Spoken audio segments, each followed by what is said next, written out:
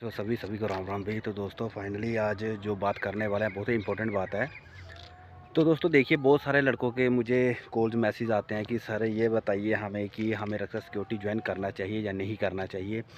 और दूसरा ये कि कुछ कमेंट्स भी आते हैं कि ये फ्रॉड है, फेक है, ऐसा कि कुछ नहीं है, कि बस जाते हैं और लड़के परेशान होते हैं। मैं एक ही चीज़ कहूँगा कि देखिए, कहीं भी अगर आप जाते हो ज़रूरी नहीं है कि रक्षा सिक्योरिटी की बात की जाए।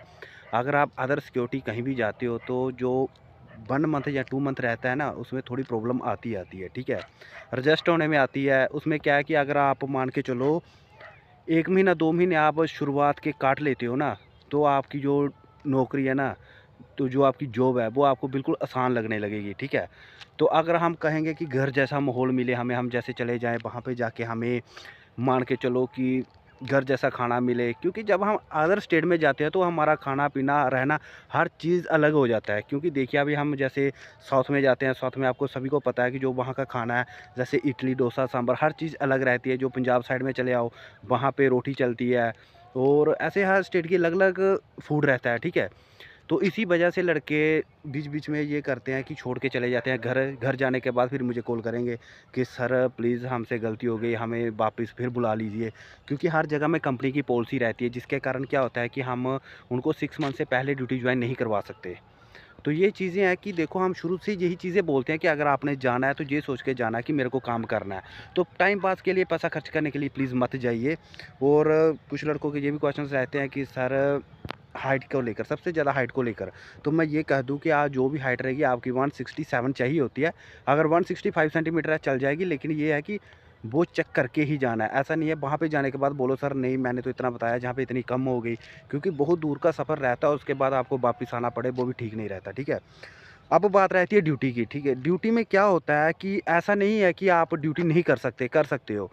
लेकिन ड्यूटी को पकड़ के रखिए, कोई भी जॉब है उसको पकड़ के रखिए, ठीक है? तो ये नहीं है कि आप आ भी जाइए। अगर आप जॉब की तैयारी कर रहे हैं, गवर्नमेंट की तैयारी कर रहे हो, उसको आप रेगुलर रखो, ठीक है? और साथ-साथ में कोई तो कोई जॉब पकड़ के रखो।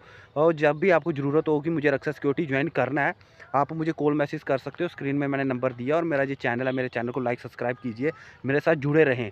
अगर आपको आज नहीं तो 1 मंथ, 2 मंथ, 3 मंथ, 1 ईयर्स के बाद भी अगर आपको ज़रूरत पड़ती है जॉब की, तो मुझे आप कॉल कर सकते हो।